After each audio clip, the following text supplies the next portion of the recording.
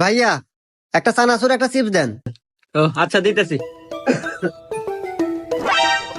এই যে ভাই, এই নে ধর। ভাইয়া কয় টাকা হয়েছে? হিসাব করে দেখতে হবে ভাই।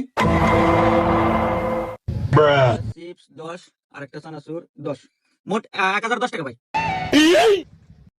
আচ্ছা দিতেছি ভাই, এই নেন। এ ভাই এনে না 10 টাকা দিলেন মাত্র। 10টা মানে কি কর, আমি হিসাব করে দিই, খাতা কলম দেন। এই ধর তো।